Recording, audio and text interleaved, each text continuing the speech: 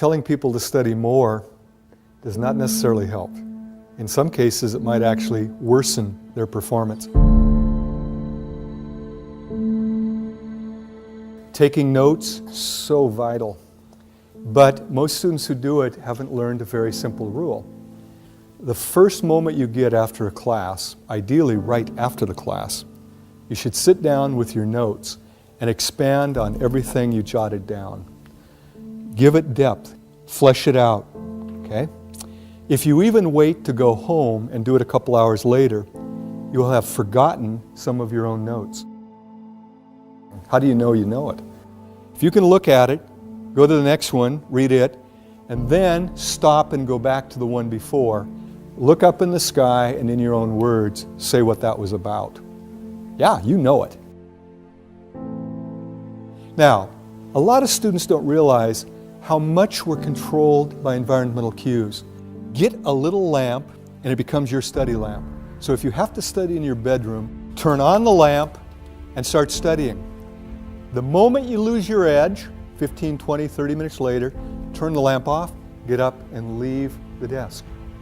What you're training yourself to study while seated there. And it becomes increasingly automatic, as did the raising of the hand.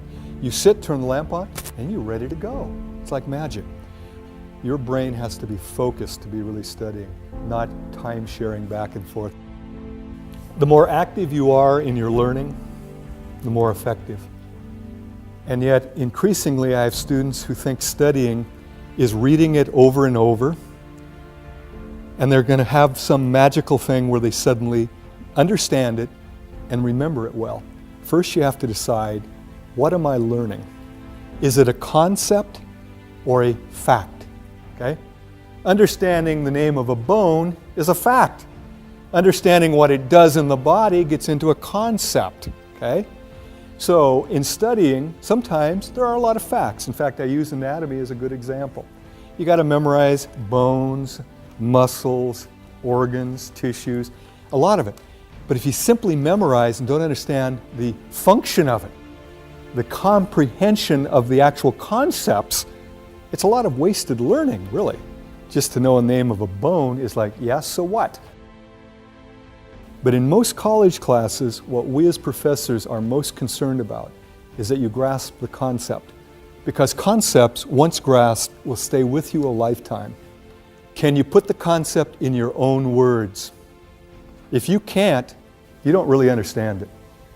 Okay? It's not meaningful to you. To make it meaningful is a struggle. It's probably the biggest struggle you have as a student. But it's a struggle you need to do, or you're wasting your study time. People are incredible at confusing recognition with recollection.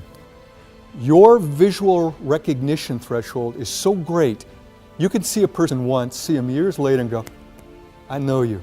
You've highlighted the most important stuff. You now go back to study it and you say, oh, I remember it. So do you study it? No. So what don't you learn? The most important part of the chapter. Most of you undo good studying by not sleeping adequately. We're not sure exactly how, but there's something going on. It involves the hippocampus.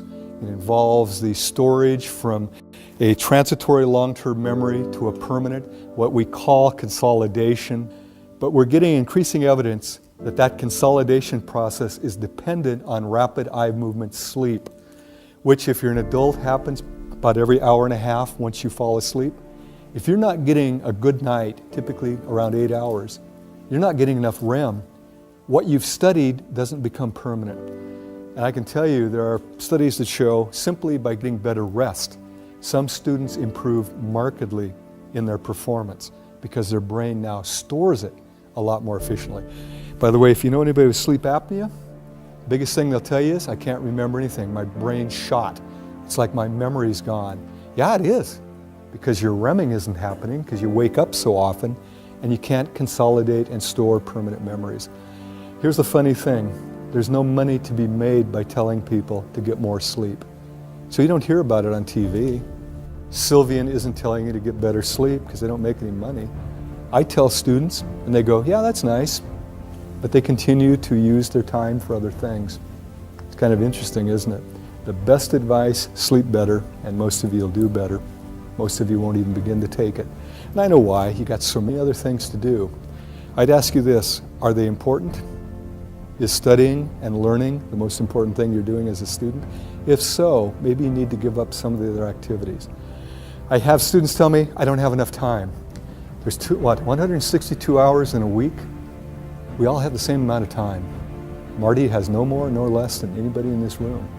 The real question is, what do I do with my 162 hours? What I want to do is show you graphically what I'm talking about. Let's say this is efficient studying, and I know there are no numbers there, but higher means more efficient, lower means low or no efficiency.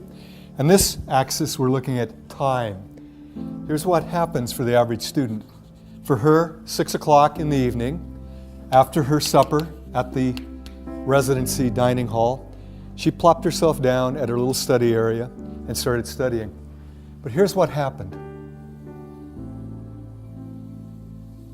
By about 6:30, she was in a major slump. But what was her goal? To study 6 hours. So she continued to sit at her little desk and stare at pages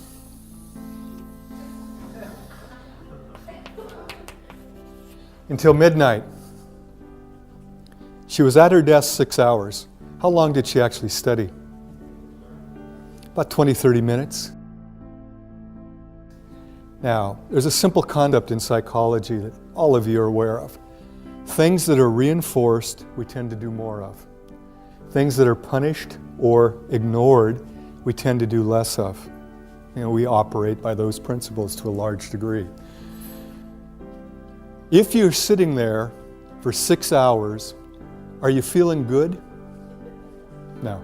Once you get here, you're looking at your book going, I hate geography. I hate literature. I hate psychology. All the things we're trying to get you to fall in love with, you're hating it. And so her actual good studying was followed by 5.5 hours of pain and misery. I would bet you, I don't know for a fact, that as the quarter progressed, she sat down and finally she was done before she even started. She sat down and just stared at a book and she flunked every class. The moment you start to slide, you're shoveling against the tide. What you need to do is what? Take a break. And here's what's cool about it. You can study for a half hour. It doesn't take a half hour break to recharge your batteries.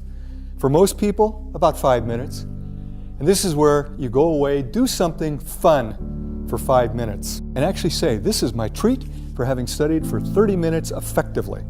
Go back, and here's what happens. Your efficiency is nearly 100%. Study a half hour, take a break. Study a half hour, study a half hour. Now, had she done that over a course of 6 hours, she would have got about 5.5 hours of serious studying and about a half hour of total break time. SQ3R. Survey, that's the S. Question, that's the Q. Then you have 3 R's. Read, recite, review. So, how do you do the survey? These are not novels. In a novel, you wouldn't want to read the last page, would you? Find out who done it, it'd ruin the whole thing. But this is a textbook. So what you do is you actually go through the entire chapter. You look at pictures. Okay? What's this about apples? What's this about a duck-bill platypus? Okay. And what you're doing is you survey, you ask questions. It only takes a couple of minutes to survey a chapter in any class. As you're surveying, you simultaneously raise questions. What you're doing then is causing you to be looking for answers. And this is a powerful thing. How many of you have noticed when you're looking through a newspaper for a piece of information, you can find it, it kind of jumps out at you? But if you're just kind of reading it haphazardly, kind of casually, most of what you read you don't even remember. There's something about it, and I can't explain it, I can only describe it. If you intend to find something, you find it. And I've got a little demonstration I could have brought where I actually show a placard with the words Boston and London printed on them. And I hold it up for 20 seconds. Out of a group this size, maybe 2 or 3 of you'd see Boston and London. Because before I do it, I tell you to look for letters, symbols, and numbers. I create what's called a set. You're now expecting not to see words, but letters. And even though Boston and London are printed on diagonal, most people don't see it. Likewise, if you just kind of go through a book without asking questions first, you kind of skizz over the content. You don't have the search mechanism going, okay? The reading followed by the recitation, I've talked about that. Technically, before a test, it should be review. It should be in the barn. Now you're just touching up to make sure you haven't lost anything or confused anything. But I know how this works. Because we schedule tests, most students don't start studying until shortly before an exam. And much like my friend, they put so much time all massed together and only study for about a half hour, pull all-nighters so they don't get the good rest, come in and do poorly. You're undoing yourself. If you start studying early and do some of the things I've talked about, by the time you get to the test, you're just reviewing at that point, not truly studying.